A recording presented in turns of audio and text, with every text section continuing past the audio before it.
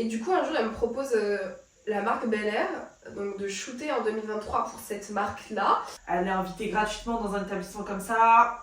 Je peux comprendre que dans leur tête, ils se disent oula, il y a des trucs pas clairs.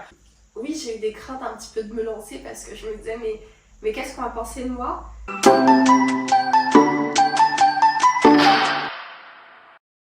Du coup, d'ailleurs, comment t'as été amenée à rencontrer un ambassadeur? Alors, me dis pas que tu l'as rencontré une soirée là, je me dis waouh, je vais commencer à ressortir tous les soirs aussi quoi. j'en ai rencontré. J'ai rencontré 4 personnes de la scène diplomatique. Le tout premier, c'était Alexandre Kelchowski, qui est un ex-consul général. Il réalisait des missions pour l'OSCE. Il est très proche de l'OTAN aussi, pour tout ce qui était l'ambassade de la Russie en France. Ouais. Mais il a été vraiment amené, vu qu'il est d'origine russe, à aller dans beaucoup de pays de l'ex-transition, enfin de l'ex-URSS, etc. Donc il y a eu lui. Ensuite, il y avait Michel Ramy, qui est une diplomate et une femme qui travaille dans la scène internationale, vraiment dans le monde entier, qui travaille avec l'ambassade de la Roumanie. Ceux-là, je les ai rencontrés, on fait souvent des petits déjeuners, grâce à une association qui s'appelle le CINUP. Et eux, en fait, ils gèrent vraiment tout ce qui est inviter justement ces ambassadeurs-là. Il y a des gens qui sont vraiment membres de cet asso et d'autres qui sont participants. Et moi, je me suis inscrite tout simplement sur Instagram. Okay. Et c'est un peu mon rêve, parce que moi, j'adore... C'est difficile d'être un peu de suivre tout bien la politique ou pour moi de vraiment être ferme, mais même si je connais mes convictions. Mais j'ai toujours adoré les diplomates, hommes, femmes. J'ai toujours aimé la géopolitique. C'est très important de bien connaître le monde, l'histoire, parce que c'est comme ça que tu arrives à faire du business, comprendre tes clients, comprendre l'historique. C'est très profond l'histoire et les relations géopolitiques, c'est super important. Et du coup, moi, à chaque fois, je me disais, je veux être à la table de ces gens-là, je veux leur parler, puis ils sont accessibles. Et au final, oui. Alors, tu vas certainement, j'ai déjà parlé à d'autres personnes qui m'ont dit, il y a des diplomates, des fois, ils restent assez distants, et il y a d'autres diplomates qui sont très accessibles. C'est des gens vraiment très, très accessibles. Et du coup, c'est vrai qu'il y a pas longtemps, j'ai rencontré le porte-parole du gouvernement du Tchad, et plus récemment, l'ambassadeur de la République de Corée en France. Donc tout ça, du coup, c'est grâce à l'association. Grâce au CINUP, et les 3 premiers, et le dernier, l'ambassadeur de la République en Corée, c'est grâce à l'HEIP, qui est un institut d'études politiques. Et en fait, ils ont une association au sein de cette cellule-là, avec d'autres jeunes étudiants, d'autres personnes qui sont certainement de la vie extérieure, qui font tourner le truc. Et c'est comme ça que je les ai rencontrés. Ce qui donne une conférence. Mais après, les autres, je les ai rencontrés. Il y en a 2 que j'ai rencontrés en format conférence et après cocktail. On a fait un cocktail avec l'ambassadeur de la Corée en France. On a fait un cocktail dînatoire après. Et après, Gapi Limisset du Tchad et Alexandre Klitschowski, on les a rencontrés lors d'un format petit déjeuner. Et il y aura peut-être bientôt des formats dîner. Donc c'est cool. T'as avec un diplomate qui a cette vraie posture de diplomate, tu lui poses des vraies questions. C'est ça en fait. C'est enrichissant. Franchement, mais c'est fou parce que c'est tout ce que je voulais en fait à chaque fois poser. On sait pas que ça existe ce genre de choses, enfin de possibilités. Oui, moi c'est grâce au réseau quand même. Oui. Enfin, c'est ça. Mais moi je trouvais que c'était, je me disais mais comment je peux parler à un diplomate ou une personne de la scène politique. Enfin, pour moi ça m'a l'air tellement, ils ont l'air tellement inaccessibles. On est des mondes à part, ils représentent une institution. Ils sont un peu intouchables ou difficiles à approcher. Et au final, non, il y a des rencontres qui sont possibles. Et voilà, enfin... J'adore la flexibilité que l'entrepreneuriat me rapporte quand même. Ah là, c'est super vivant. Ouais, c'est très vivant. En tout cas, maintenant, sauf si t'as des choses à rajouter sur tout ce cycle entrepreneur, bon après on pourra y revenir après. Mais là, j'allais introduire la partie santé mentale. Oui. Est-ce que, en tout cas dans ton cas, ça a été vraiment juste en master? Est-ce que aussi de te lancer, même si t'as dit que t'avais pas trop eu de crainte, on sait jamais, ça a eu des répercussions après? Enfin, comment t'as géré tout ça? Combien de temps ça a duré? Voilà. Ouais, alors, oui, j'ai eu des craintes un petit peu de me lancer parce que je me disais, mais qu'est-ce qu'on va penser de moi? Déjà quand j'ai commencé, en plus c'était un peu mon Instagram perso, donc les gens voyaient la petite transition vite fait. Et avant, je parlais de ma vie privée, je rentrais un peu dans les détails, parce que j'ai toujours adoré partager. Enfin, sur Snap, j'avais une dizaine de personnes, c'était des filles. Des fois, je me mettais tout en bikini, je montrais ma shape. Mais j'étais en mode safe place. Sur Instagram, pour éviter d'avoir des DM ou autre, même quand je fais rien, je préfère éviter de montrer ma shape ou d'autres choses. Donc c'est vrai que j'avais un petit peu peur de ça. À un moment donné, ça a un peu affecté mon ex qui me disait mais tu racontes trop des choses de la vie privée, je veux pas que tu dises ça, j'aime pas comment tu fais. Puis j'avais appris un truc qui m'avait blessée, c'est que c'est tout con, donc là j'en parle en podcast avec toi, mais ça m'avait un peu blessée, pas tant le traitement que les utilisateurs sur Instagram me faisaient, mais les gens de ta propre vie pouvaient te faire des fois, tu vois. J'avais appris soi-disant qu'un de ses amis il avait fait ah ça c'est fini avec Séverine, oh bah je peux comprendre parce que je la supporte pas via story, ah j'aime pas ce qu'elle fait en story, je l'aime pas. J'étais en mode mec t'es venu chez nous. Mais bon c'est pas grave et du coup je te jure, sauf que tu vois moi j'arrive pas à me dire que j'arrive pas à me dire que les gens puissent être jaloux. C'est un concept que je comprends pas, la jalousie, parce que moi je suis tellement heureuse pour les gens quand même de près ou de loin, je suis tellement contente pour eux. J'arrive pas à me dire qu'ils sont jaloux. Sauf que là quand tu me racontes ça, je me dis, je suis désolée, mais avec tout ce que tu montres en story, je sais pas si ça a changé depuis que je te suis, parce qu'en soi, ça fait 1 mois que je te suis, mais je me dis, bah, juste, tu te dis, waouh, genre, elle fait des choses, quoi, c'est... Enfin, tu vois, t'es pas en train de te tourner les pouces. Donc je me dis, on peut que... Enfin, lui, pour le coup, à dire, ouais, j'aimais pas ses stories, etc., pour moi, ça peut que être de la jalousie, quoi. En fait, je pense dans la transition que j'ai eue, je pense qu'il aimait peut-être pas... la longueur de mes stories, ou peut-être pas comment je parle, parce qu'il faut savoir que mon ex a dû beaucoup me calmer. Et quand t'es une femme, on veut beaucoup te calmer. Ouais, parce que j'allais dire, ton ex au final, est-ce qu'on te dit que c'était une bonne relation ou une mauvaise? Parce que j'avoue que tu montres un peu de red flag de lui depuis tout à l'heure, je trouve. Ah. Il va me tuer. Non, ça a été une très bonne relation. Qui s'est fini en bon terme en soi? Qui s'est fini en bon terme. Qui était difficile, vraiment les motifs et les raisons sont un peu dommages. Mais on prend la vie telle qu'elle est. Vraiment, si on s'écoute, on sera encore amis à l'heure actuelle. On est très proches. Mais justement, j'ai pu rencontrer des personnes, et même notamment un homme qui m'a fait comprendre que si je gardais trop contact avec lui, ça allait être difficile quoi, pour lui. Et que c'est pas vivable. Parce qu'il faut savoir qu'avant de... Bref, je vais pas trop rentrer dans les détails. Oui. Mais que... Ouais, c'est juste pour qu'on se dise, bon, on le connaît pas, je veux pas le juger sans le connaître. Non, absolument pas. Absolument pas, mais en fait, c'est ça dans une relation. Moi, franchement, j'ai eu un ex qui a été mon copain, mon amant, mon frère, un grand frère, un coach. Il m'a aidé sur tellement de choses. Et des fois, quand t'es un coach, ou même moi, si je suis ton ami, des fois, je vais te dire des mots qui vont pas te plaire. Ouais. Mais je vais devoir mettre un peu d'assouplissant et adoucir parce que j'essaie vraiment de faire attention à ça. Et je pense que son ami, et mon ex a été la personne qui allait le plus sur les réseaux sociaux, m'a dit fais attention, j'aime pas ce que tu montres, j'aime pas ce que tu fais ça. Et à un moment donné, je lui ai dit mais fuck, en fait fuck, là c'est bon, t'arrêtes parce que je mets déjà un masque 5 jours sur 7 au travail, on n'est pas tellement nous-mêmes pour se préserver, ce qui est normal, on doit avoir une correction pro. Si je peux pas prendre ma plateforme pour parler de sujets que je veux, ou même faire un peu la resta, mais c'est bon, laissez-moi un petit peu de temps. Et non, arrête, ce que les gens de notre quotidien, ils peuvent être impactés, tu t'es posé les questions, qu'est-ce qu'ils vont dire, et j'étais en mode mais non. Et quand je parle aux peu d'amis qu'on a en commun, salut, t'as écouté ma story, t'as écouté ce que j'ai dit, non, ça, j'ai pas écouté, ou non, t'inquiète, ça m'a pas perturbé ce que t'as dit, et on m'envoie beaucoup plus de la force. Donc en fait, c'était un peu plus cet entourage un peu perso, des fois plus lié à mon ex, qui avait un petit peu les, je sais pas, un peu du truc plus que moi et moi-même. Et tu vois, quand j'ai parlé d'Instagram, quand je me suis livrée, lui il me disait ça pour me protéger. Mais à un moment donné, j'étais obligée, quand j'ai commencé Instagram aussi, de faire une vidéo. J'ai fait un réel hyper puissant que j'ai dû archiver, où j'ai balancé les 4 vérités à tout le monde. Il y avait des gens dans mon école, j'aurais dit, vous vous rendez pas compte. J'ai pointé personne du doigt personnellement parce que c'était pas ça mon message. Mais des fois, ça arrivait que moi en classe, on se moque de moi parce que tu sais, je t'ai dit, j'étais très fragile, donc j'étais très inexistante et pas discrète. Et eux, ils disaient, Sèvres, c'est une fille discrète. Il y en a, ils pensaient ça, ils disaient on a du mal à savoir ce qu'elle pense, qui elle est trop effacée. Moi j'étais dans une classe de commerciaux, ils sont bouillants, hein, ils sautent partout presque, ils présentent une presse, ils gueulent limite, ou c'est les gestes, moi j'aime pas, c'est ça que je préfère un peu plus l'écrit parce qu'ils me trompent pas.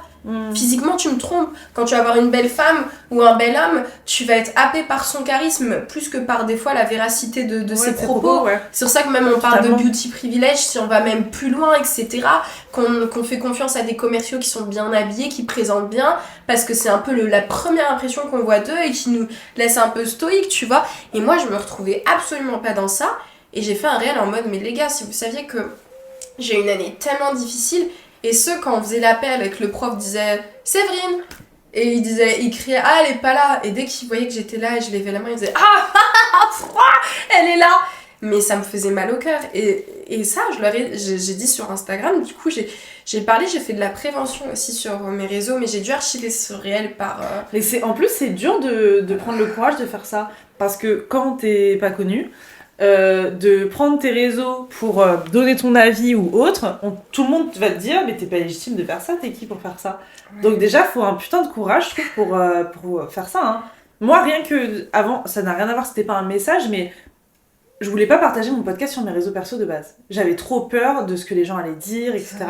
Et c'est ma meilleure amie, quand elle a écouté mon premier épisode, elle m'a dit « S'il te plaît, je peux le repartager, je te promets, faut le partager, machin. » Et du coup, elle m'a mise en confiance, et du coup, je le partage toujours sur mes réseaux. Et parce que j'ai une vague de bienveillance, etc. Mais de base, vraiment, je comptais faire ça dans l'ombre. Vraiment, je voulais pas qu'on sache que j'allais faire un truc différent, en fait, finalement, des autres. Et en fin de compte, bah, ça a été bien pris. Peut-être qu'il y en a qui me critiquent. Hein, mais ça, même moi, vraiment, c'est pareil comme toi, en fait. À un moment donné, je me suis dit, je vais un peu moins parler de ma vie privée, parce que là, mon Instagram... il se transforme bien évidemment, mais on va pas s'arrêter de dire, et puis les gens viendront, c'est comme les hypocrites, comme quand t'avais à l'école, quand tu es dans la cour d'école ou au collège, ils viennent jamais pour te dire en face salut je t'aime pas, parce que qui fait ça, mais ils ne te portent pas plus dans leur cœur, et bah tu t'en fous, tu fais table rase. Et puis j'ai remarqué que finalement les gens viennent plus pour te féliciter. Oui. Moi quand j'ai sorti mon épisode, il y a des gens avec qui j'avais pas parlé depuis 10 ans sont venus et m'ont dit franchement c'est bien, bravo, continue. Ah mais j'étais étonnée, mais le soutien que j'ai reçu, j'étais... Heureusement qu'il y a eu ça, parce que ça m'a mise en confiance avec ça. Et c'est là que je me suis dit, bah ouais, en fait, je m'en fous. Au final, j'avais des craintes, et ça a été très bien reçu. Donc bah maintenant, quand je fais quelque chose, bah je me dis, écoute, je pense qu'il y en aura toujours à qui ça va pas plaire, donc c'est pas grave. Mais t'as entièrement raison. Et franchement, pour moi, sur Instagram, j'ai pas l'impression, j'ai un petit compte, mais j'ai pas l'impression d'avoir une vague de haine. C'est ça ce qui fait que je partage. Des fois, je fais un peu des stories plus ou moins longues parce que les gens réagissent vraiment. Et c'est ça, on m'a dit ça, le plus important, c'est pas tant tes abonnés, mais c'est les gens qui vont te repartager, les gens qui interagissent avec toi. Et moi, quand j'ai parlé de santé mentale, de sujets un peu difficiles, de périodes compliquées, et j'ai eu vraiment des utilisateurs sur Instagram, et pas des gens de mon école, mais qui m'ont dit maintenant tu n'es plus seule. Et rien que lire ça, ça avait égayé ma journée. Et franchement, j'ai pas de... Hormis mon ex qui m'a mis beaucoup de freins au début sur ce que je devais dire pour me préserver ou parce que les choses me heurtaient. Sauf que pareil, voilà. Bah ça, je trouve que c'est propre à chacun. Moi, par exemple, mon podcast, mon père, quand il a écouté certains épisodes, à chaque fois, il m'a dit « C'est bien, mais tu te livres trop ?» Il m'a dit beaucoup de choses comme ça. « À ta place, je dirais pas ça et tout. » Mais mon ex disait le mot pareil. À ta place, je dirais pas ça. Ouais. Non, mais tu peux pas dire ça. Je dis, mais Ryan, si. Et du coup, moi, à chaque fois, je lui dis... Sauf que moi, c'est le genre de contenu que j'aime. Quand les gens te racontent leur propre expérience et où tu te sens plus seule. Donc je lui dis, moi, c'est le contenu que j'ai envie de partager dans mes podcasts. Donc dès que je fais un sujet, oui, il faut que ça ait un lien avec moi pour que je puisse témoigner, en gros. Et quand je lui explique ça, il est en mode, mais je comprends pas pourquoi les gens écoutent, machin. Bah si quand même. Pas exactement pour ça, mais il me dit, mais... Enfin, je pense qu'il comprend pas que les gens aient un intérêt pour ma vie, sauf qu'en gros, le fond, c'est pas ça. Moi, je dis pas qu'on s'intéresse à ma vie, on s'intéresse à savoir, c'était quoi ton expérience vis-à-vis de ce problème. Ok, genre, je veux savoir comment toi tu l'as vécu, machin. Et moi, c'est comme ça que je vois le podcast, et c'est pour ça que j'écoutais des podcasts de base. Donc pareil, il trouvait que c'était trop intime de temps en temps. Mais c'est souvent notre entourage perso, même ça, elles m'ont fait beaucoup de prévention, elles m'ont envoyé le destin tragique d'influenceuses qui ont mis mal, j'étais en mode mais c'est pas ça le but en fait. Je comprends la prévention et les messages gentils, mais après... Mais d'un autre côté, t'attends aussi du soutien, donc ça c'est embêtant quand même. Le mot d'ordre pour moi c'était soutien, et quand j'ai vu qu'on m'envoyait pas de la force, pas parce que je suis capricieuse, vous m'avez pas soutenue, mais franchement non, c'est juste logique, mais c'est ça en fait, on attend forcément du soutien de ses proches. Et en soi, c'est pas méchant quand ils font de la prévention. Simplement, ils sont focus sur la prévention. Oui. Et il y a plus de... Non, c'est bien quand même, il y a du positif, c'est bien ce que tu fais. Moi, je veux qu'on complimente ou qu'on dise ce qui a amélioré sur le contenu. Exactement, oui. Des critiques, mais voilà, bonnes ou mauvaises, mais apprendre, quoi, constructives. Exactement ça. Et ils sont focus que sur... T'es sûre de ce que tu fais? T'as pas peur de ça? Donc, c'est embêtant. Après, il faut que jeunesse se fasse, que ce soit via le projet pro ou... Je suis totalement d'accord. Ça, c'est par exemple un point, à chaque fois, je me dis, nos parents ou des personnes plus âgées ont tendance à vouloir nous dire, à chaque fois qu'on vit quelque chose de compliqué ou non, nous dire, oui, c'est bon, en gros, tout le monde est passé par là. Oui, mais attends, moi, je suis pas encore passée par là. Laisse-moi passer par cette étape, prendre le temps que je la passe, et gérer avec mes émotions. Ouais. Et en général, eux, ils ont tendance à être en mode c'est bon, tout le monde l'a fait, tu le fais, il y a pas de souci. Oui, mais non, parce que moi j'ai ma personne, enfin j'ai la façon dont je ressens les choses qui est différente d'une autre, donc c'est pas pareil. C'est comme les chagrins d'amour, à chaque fois tout le monde dit oui, bah t'auras un chagrin d'amour comme tout le monde et puis voilà, ça passera. Oui. Ouais, mais c'est dur un chagrin d'amour à passer, Le moment même, c'est différent. Bah ouais, donc... Mais les gens ont du mal à laisser les personnalités de chacun exister, mais ils voudraient que la leur existe. C'est comme dans une fratrie, tu vas avoir des différences de caractère, des différences, mais c'est pas le même exercice pour tout le monde, c'est pas la même compréhension pour tout le monde. Mais toi, c'est bien que t'aies ça en tête, parce que les autres qui ont pas ça en tête, ils font pas preuve de souplesse. Bah ils sont rigides. C'est ça. Parce que je lis dans mon livre sur le cerveau, c'est que ça, la rigueur, le contrôle, la peur, le machin, c'est pas bon pour le quotidien. Bah c'est pour ça d'ailleurs qu'à un moment les gens explosent, et moi, ça a été mon moment cette année, où du coup je suis tombée vraiment assez bas. Je suis désolée, mais je suis contente. Non, c'est pas grave. Merci. Mais du coup, bah, par exemple, pour moi, c'est le fait de toujours justement se dire ça va passer, t'inquiète pas, c'est pas grave, c'est rien, passe à autre chose. Et je pense que j'ai dû trop le faire. Et là, j'étais plus capable de le faire. Et donc ça a duré longtemps, et encore je sais pas si je suis sortie de là, mais depuis 10 jours ça va bien, donc je me dis c'est bon. mais ça a duré de septembre à là récemment quoi, c'était hyper long. Et franchement, j'ai eu un moment où j'étais vraiment plus bas que tout, c'était genre janvier, février. Et vraiment, je me suis dit, comment je vais faire pour m'en sortir ? Combien de temps ça va durer ? Je ne sais pas quoi faire, en fait. Je suis démunie. Personne ne peut m'aider parce qu'en fait, même si je reçois du soutien, c'est bizarre dans ces moments-là, mais t'as quand même l'impression d'être tout seul, en fait. Ah, oui. Et c'est pour ça que maintenant, quand je vois des gens autour de moi qui vont pas forcément bien et tout, bah, ce qui est dommage, c'est que maintenant, je sais que malgré que je leur apporte mon soutien sert à rien. Enfin, après, ça dépend des gens, encore une fois, mais pour le coup, moi, c'est ce qui s'est passé. Et je pense que voilà, c'était une accumulation de choses. Et puis en plus, en août, j'ai commencé donc à bosser sur le podcast. J'ai aussi commencé à ouvrir ma micro-entreprise. Donc là, d'ailleurs, qui est presque faite. J'ai mon premier événement le 27 avril. Mais bravo. Et du coup, je me dis peut-être que inconsciemment, je me suis mis aussi des trucs sur le dos et que c'était pas le moment et qu'en fait... le souci, c'est que j'ai commencé à lâcher à partir de septembre. Et en fait, je savais pas maîtriser la chose. Dans le sens où de septembre à novembre, je pleurais tout le temps. Je ne savais pas expliquer pourquoi. J'avais aucune raison, juste en gros... En fait, parfois je me disais, mais pourquoi tu te sens triste comme ça ? Et je me mettais à pleurer. Vraiment, j'arrivais pas à... C'est le mal-être, ça. Bah, ouais, du coup. Mais je comprenais pas. Et en fait... Fin novembre, début décembre, j'ai commencé un peu à mettre des choses dessus. Quand je pensais à certaines choses, je voyais que ça me rendait triste et tout. Et j'ai commencé à aller voir une psy. J'ai pas fait beaucoup de séances avec elle, j'en ai fait 4. Bon, après, voilà, je verrai en fonction de comment j'évolue. Mais elle a été bénéfique. Et pourtant, j'étais pas du tout pour les psys de base. Mais vraiment, moi, j'étais du genre... En gros, quand j'étais plus jeune, j'avais été voir une psy. Parce que... il y a eu un décès dans ma famille, donc du coup, j'ai été voir une psy après ça. J'ai pas du tout aimé, parce que je pense qu'elle me correspondait pas. Et du coup, j'allais là-bas, je pleurais, mais en fait, elle me répondait pas, tu vois, c'était... C'est une technique de psy agressive, on me l'avait déjà expliqué, en fait, ils ont tellement... Excuse-moi d'avoir interrompu. En fait, ils ont des techniques, il y en a qui vont te répondre, il y en a qui vont procéder par le questionnement, et c'est toi qui vas livrer ta réponse et ton action toute seule. Et il y en a, ils disent rien. Pour que, je sais pas, ça te remet en question, je ne sais plus quoi. Et ça, on appelle une technique de psy agressive. C'est pas la psy qui est agressive en tant que telle, c'est la technique. Et j'ai eu pareil, j'avais une psy aussi pareil, une autre très bien, mais une autre où c'était ça, et c'est ça que tu peux changer de psy comme de docteur, parce qu'il y en a, ça te va pas. Sauf que moi, vu que j'étais jeune, j'ai eu cette expérience-là avec elle, et je me suis dit, ça sert à rien les psys. Je peux parler à qui je veux, et vraiment, je me suis dit, ça sert à rien. Donc là, de prendre de toi-même la décision d'aller voir un psy alors que de base tu critiques un peu ça, déjà il faut du temps. Il faut le temps d'accepter que tu vas aller voir quelqu'un. Moi, de septembre à novembre, je me suis dit, ok, je pleure tous les soirs, mais ça passera. C'est une petite période, mais quand tu vois que ça commence à durer 2, 3, 4 mois, là je me suis dit, c'est plus possible, enfin vraiment. Et j'ai dû accepter le fait que je me suis dit, il faut que je me fasse un peu aider là, c'est pas possible.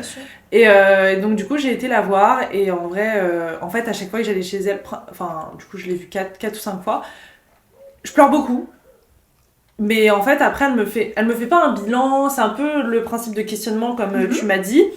Et en fait, à la fin, vraiment, je me sens bien, en fait, je me sens libérée. La dernière fois, tu vois, elle m'a fait un peu un diagnostic, enfin, un diagnostic, c'est un gros mot, mais elle m'a fait une conclusion. Et ben, vraiment, je suis ressortie. Et ben, ça va tellement mieux depuis que je suis ressortie chez elle. Et c'est pour ça que je trouve qu'on n'en parle pas assez, même si ça se démocratise un peu sur les réseaux, etc. Mais c'est hyper important. Oui. Moi, avant que ça m'arrive, un problème de santé mentale comme ça, vraiment, je me suis jamais posé la question si quelqu'un allait pas bien psychologiquement ou autre. Hein. Vraiment, peu importe. Enfin, ou quelqu'un me disait qu'il allait pas bien, je me disais c'est bon, ça va passer, c'est quoi son problème? Je prenais jamais ça au sérieux en vrai. Mais le ça va passer, c'est la pire expression, ouais. je trouve. Hein. Ah ouais, c'est. Comment tu peux sortir ça? Je te jure. Même nous, comment on peut se conditionner à dire ça va passer? Bah maintenant, j'ai compris que c'est pas. Ouais, voilà, c'est pas comme ça. On prend le temps de comprendre ce qui arrive, comme quand ils nous disent les profs, allez, tu vas travailler sur cet exo, tu vas faire ça. Non, pourquoi ça doit passer comme ça? Ouais, bah oui, et c'est surtout que tu contrôles pas au bout d'un moment. Alors moi, je pense que c'est ça le souci, c'est que j'ai voulu tellement contrôler que bah voilà, pendant 6 mois, je me suis retrouvée à ne plus rien contrôler. Et là c'est autre chose. Donc apprenez à vous laisser aller un petit peu, c'est pas grave. Mais du coup, je suis contente quand même de voir que ça se démocratise sur les réseaux pour notre génération, puisque les autres, c'est encore un problème. Mais voilà, donc moi c'était c'était ça mon petit moment. C'est beau. Merci beaucoup pour ton partage. Et franchement, je pense que aussi des fois quand on va pas bien, le fait d'avoir du soutien ou une activité, ça aide beaucoup. Alors je vais pas te dire le sport parce que chacun voilà. Non mais juste avoir un quotidien qui bouge, ça aide beaucoup à libérer et faire de la créativité pour le cerveau. Je pense que c'est pour ça aussi que je me suis plongée énormément dans mes projets cette année. Là, je suis sur un nouveau truc qui va sortir en mai, j'espère. C'est mon but. Mais du coup, en fait, je suis tellement focus dans tout ça. En fait, quand j'allais pas bien, c'est les trucs qui m'animaient encore un petit peu. Alors que le reste, vraiment, j'étais en mode à quoi bon? Pourquoi? Genre, quand mes potes me proposaient de me voir, j'étais en mode j'ai pas envie, peut-être que ça me ferait du bien, mais j'ai plus ce mood là où j'ai envie de sortir. Et ça a duré longtemps, et du coup, il y a que le fait de travailler et de faire, de faire des trucs qui me passionnent qui m'animaient encore, quoi. Et bon, c'est franchement, quand t'arrives dans une période comme ça et que tu te dis quand est-ce que ça va s'arrêter, je vous jure, c'est compliqué. C'est clair. Ouais. Non, mais j'imagine. Non, mais c'est beau que t'aies remonté la pente et espérons que tu restes sur cette lancée-là. Ouais. Après, ça arrive d'avoir des moments de haut et de bas, c'est ça la vie. C'est sûr. Le plus important, c'est savoir, toi, en tant que chat, comment tu retombes sur tes pattes. C'est l'agilité. Ça, c'était une belle expression en tant que chat. Ouais. C'est exactement ça. La vie, c'est sur ça que c'est parfait quand on m'a dit fais preuve de légèreté. C'est important, tu sais, tu dois être flexible dans tout dans ta vie. Au travail, dans ta relation avec ton amoureux, ton amoureuse. Dans ton travail, dans ton esprit, parce que sinon tu finis comme une cocotte minute ou tu finis frustré, aigri ou triste. Bah c'est ça, par exemple, ça c'est des étapes. Moi j'ai remarqué qu'il y a eu plusieurs étapes avant que j'aille vraiment pas bien. Déjà l'année dernière, pendant 2-3 mois, et ça en fait c'est quand je l'ai retracé avec la psy, je me suis dit ah oui putain c'est vrai qu'il m'est arrivé tout ça et j'ai pas capté. Et je pense que c'est des petits signes avant-coureurs limite, mais en gros pendant 2-3 mois je me sentais vide. Mais genre de janvier à mars de l'année dernière, j'avais pas d'émotion justement. Alors que je suis pas quelqu'un qui pleure beaucoup ou autre, mais bon, quand je suis très contente, ça se voit. Quand je vais pas bien, enfin je suis très expressif. Donc du coup, pendant 3 mois, me sentir vide comme ça sans émotion, c'était très frustrant. Je comprenais pas ce qui m'arrivait. Et je me suis dit bon, c'est pas grave, je vais bientôt les reprendre. Ça va arriver, c'est une période. Et en septembre, quand j'ai commencé à pas aller bien, en fait, ça s'est remarqué parce que je suis devenue vraiment... je suis devenue pas sympa, en fait. En fait, avec mes amis, quand ils me proposaient de me voir ou autre, je leur dis, bah non, j'ai pas envie. Juste des trucs comme ça. Franchement, j'étais pas cool du tout. Et en fait, je me suis embrouillée avec ma meilleure amie parce qu'elle m'a dit, wow, qu'est-ce qui t'arrive? Genre, là, j'aime pas comment tu te comportes. C'est quoi ton problème? Bah ouais, c'est vrai. Et en fait, c'est quand on s'est engueulé, on s'est pas parlé pendant 1 semaine, je crois. Et qu'après, elle est revenue me voir et elle m'a dit, mais en fait, je vois qu'il y a un truc qui va pas, qu'est-ce qu'il y a? Et là, en fait, j'ai explosé et je lui ai dit, j'ai fondu en larmes et je lui ai dit, je sais pas. C'est ça le problème. Et quand tu sais pas ce qui t'arrive, c'est le pire parce que tu vois que tu contrôles rien. Et donc, c'est arrivé par étapes, du coup. Je me sentais vide. Ensuite, je suis devenue un peu agressif avec les autres. Et après, j'ai perdu le contrôle pendant plusieurs mois. Voilà. Maintenant, je crois que ça va mieux. C'est le principal. Voilà, c'est le principal. Mais du coup, ne pas négliger tout ça, quoi. Ouais, s'écouter. Et puis c'est bien aussi que les gens voient un petit peu le déclic pour toi, tu vois. Il y en a, ils ont pas beaucoup d'amis, pas beaucoup de famille. Ouais, c'est Ils ça. transportent longtemps ça sur leur dos. Puis le temps que tu comprennes justement que vraiment que t'aies le déclic de dire ok, je me fais aider, Ouais. tu vois bien que ça va être compliqué de te gérer tout seul. Ça c'est dur de se dire ça. Hein. Ouais. Franchement. Franchement, ce qui aide, c'est vraiment se faire aider, psy, l'entourage. Ouais. Pas rester seul, avoir la volonté d'avancer. Mais ça, t'y penses encore même pas, donc fuck. Mais c'est vraiment être entouré, se faire aider qui fonctionne beaucoup. Exactement. Moi, en tout cas, ça m'a aidé un peu. Bah du coup, voilà, donc toi, c'était quoi du coup ta position par rapport à quand t'as dit que c'était mal passé et tout en master? C'était avant, enfin c'était pendant ton année? Ouais, c'était pendant mon année parce que j'étais trop surmenée par le travail. La pression que c'est notre école, c'est tout con, il y en a, ils vont me rire au nez, mais par exemple, pour te donner ton diplôme, il faut que tu aies ce score-là au TOEIC, sinon t'es pas diplômé, ils te donneront pas ton diplôme. Le mémoire qui était un travail abominable à faire, honnêtement. Parce qu'il y en a, ils vont dire non, mais ça va, le mémoire c'est facile, mais ils habitent chez leurs parents. Ils font pas la bouffe, ils ont pas des pressions ou des charges à payer. Ouais. Je suis désolée, on vit pas tous la même vie, on vit pas à la même distance. Beaucoup trop de travail, l'alternance aussi qui me prend la tête, des problèmes dans ma cellule aussi familiale. Tout ça, ça a fait une cocotte minute. Et l'anémie a été le manque de fer. Quand il te manque quelque chose dans ton système, ça joue sur ta libido, sur ton cerveau, sur toi. Et moi, ça a été le cas. Et je suis rentrée en dépression. Et ouais, c'est exactement ça. Donc tout ça, en fait, être trop surmenée, être triste aussi de ma vie, être pas bien entourée. C'est pour ça que en vivant avec mon ex, il m'a beaucoup apporté, il m'a soutenu vraiment dans tout, parce qu'il a vu un peu la vie compliquée que j'ai eue. Ça j'en parle très peu, hein, d'où je viens réellement, les difficultés que j'ai pu avoir, parce que c'est des épisodes de vie très tragiques pour l'enfance et moi en tant que jeune femme, pour me construire. Donc 2023 était très compliqué. Et tu vois, moi, à mon école, on te dit tous salut, ça va, et tu réponds oui, parce que qui va prendre le temps de m'écouter ou de vraiment déceler si je vais bien? Personne, sans douter. Non, moi, vous voyez, comme on me disait tout le temps, t'es discrète. Sans penser que j'étais une faux cul, parce que je partageais pas beaucoup avec les autres, alors que j'étais juste pas comme les autres, j'ai juste pas l'énergie de partager avec vous, tu vois. Ouais. Elle est là, en fait, toute la différence. Donc, en fait, tout ça, ça a fait me refermer un peu plus sur moi-même. Vraiment. Et puis aussi l'inattention des gens. Tu sais, des fois, j'étais tellement fatiguée. L'anémie, si tu te manques beaucoup trop de fer, tu t'évanouis. Moi, je me tenais tout le temps à l'ascenseur de mon alternance parce que j'avais du mal à descendre les marches. Et quand on était au 3e étage, donc il y en a, ils le faisaient vite. Et quand ils voyaient que tu prenais l'ascenseur, ils te faisaient des remarques en mode ça, c'est le 3e quand même. Voilà, les jugements encore des gens, même au travail, alors qu'ils ne te connaissent pas, ils savent même pas pourquoi tu prends l'ascenseur et tu dois juste t'en foutre. Mais quand t'es pas bien armé, quand t'es pas féroce, quand t'es pas combative, bah ça te fait quelque chose. Moi maintenant j'ai appris à m'armer. Soit je remets les gens à leur place avec du sarcasme, parce que c'est la meilleure des défenses, soit j'ignore, parce que ce qui est un peu important, c'est ta phase de glow, c'est ton développement personnel, ouais, c'est ça, ouais. c'est ton charisme, ta posture, dire non, on se parle pas ensemble, tu connais mon positionnement, connais le tien, on n'est pas pareil toi et moi, tu vois, donc je ne répondrai même pas à une attaque maintenant désormais, parce que ça m'intéresse pas. Mais en fait... quand il te manque un oligo-élément dans ton système, ça te met en down. L'anémie, s'il te manque du fer, tu peux t'évanouir, t'es très malade, t'es très fatigué, t'es très stressé. Quand les gens voient pas un problème physique, ils ne le prennent pas en compte. Non, exactement. C'est aussi le souci. Exactement. Et en fait, tout ça, ça a fait que travailler sur mon cerveau, me crever de plus en plus en tant que tel. Et hop, c'était un road to dépression, quoi.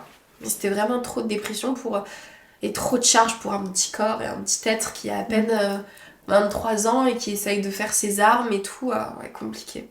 En tout cas, un truc là que t'as dit au début par rapport au fait que du coup t'étais plus chez tes parents, etc.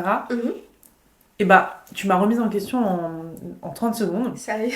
Parce que c'est vrai que j'ai tendance à dire en général quand je vois... Moi, je suis à la Sorbonne et il y a beaucoup de manifestations en mode oui, il faut aider les étudiants, faut baisser le prix des repas et tout. Et à chaque fois, je me dis, mais... Enfin, en fait, à chaque fois, j'ai l'impression que c'est exagéré. Parce que quand je côtoie les gens à la fac, j'ai pas l'impression qu'il manque de quelque chose ou autre, tu vois. Et à chaque fois, je me dis, mais c'est toujours des manifestations sur manifestations. Pourquoi au final ? Parce qu'ils ont l'air de tous très bien vivre, ils sortent, etc. Et en fait, c'est parce que je connais pas de personnes dans ton cas. Oui. Et que les personnes dans ton cas, en même temps, elle va pas me dire oui, bah hier j'ai passé 1 heure à cuisiner, ou alors j'ai pas mangé parce qu'il fallait que je révise. Ouais. Moi, je me pose pas la question, j'arrive, c'est prêt, quoi.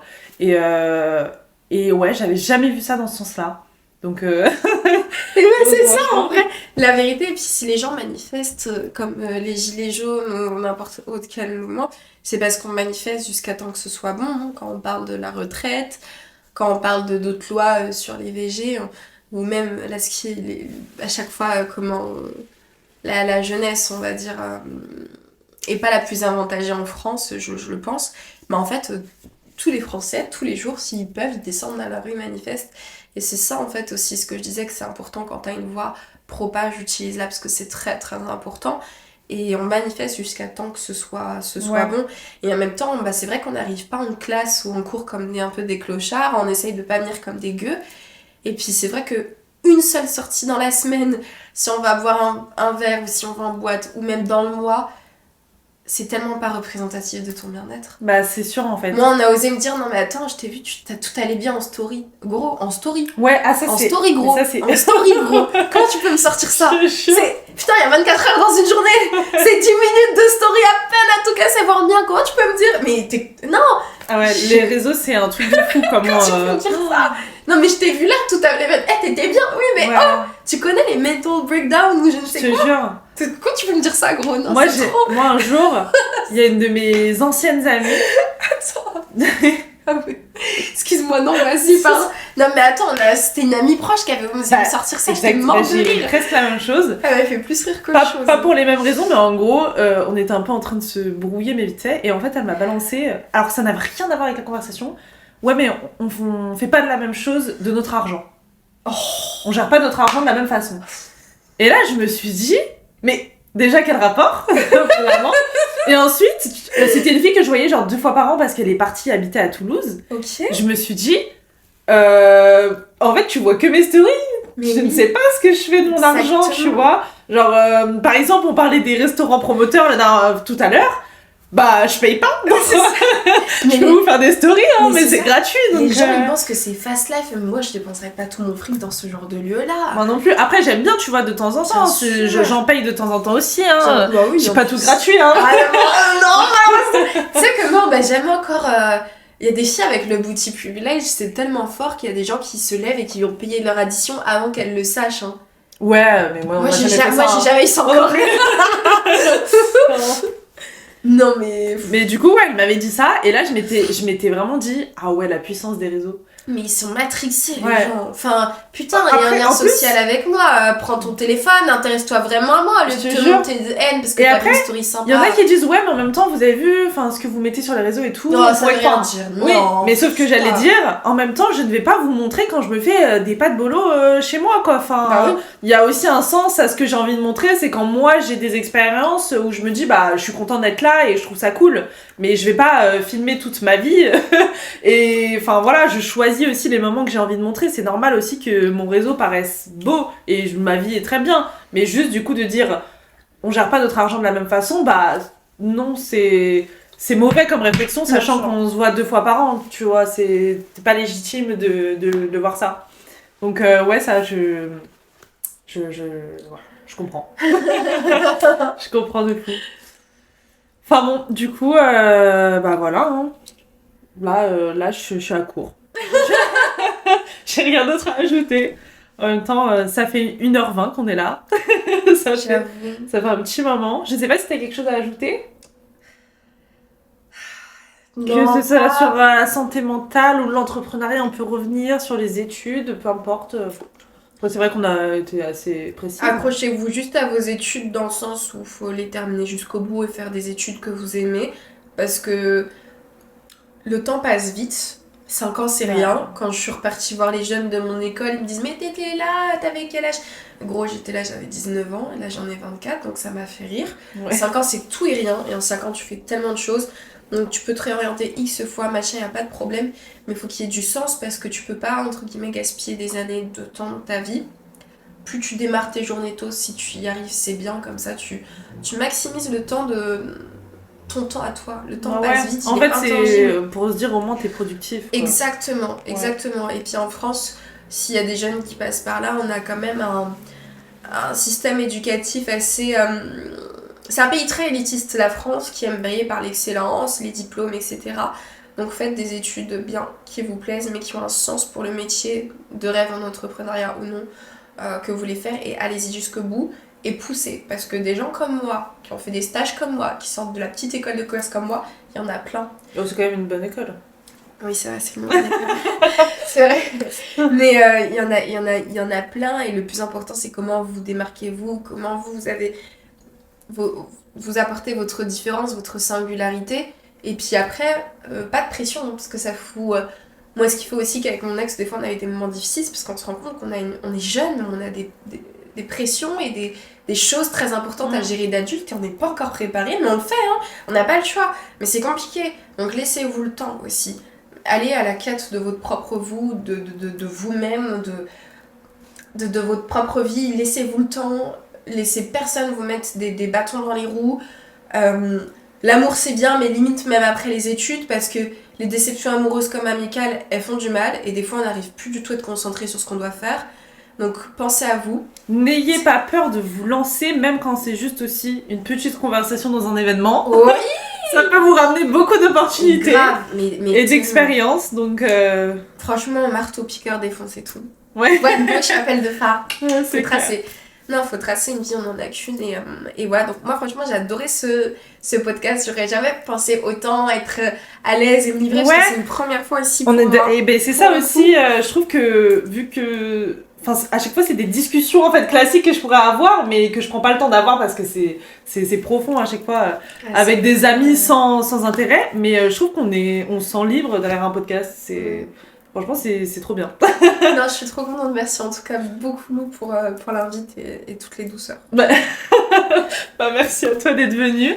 En tout cas, j'espère que cet épisode il vous a plu, que je vous retrouve la semaine prochaine et que vous allez passer une très bonne semaine. Je vous dis à la semaine prochaine. Allez, ciao.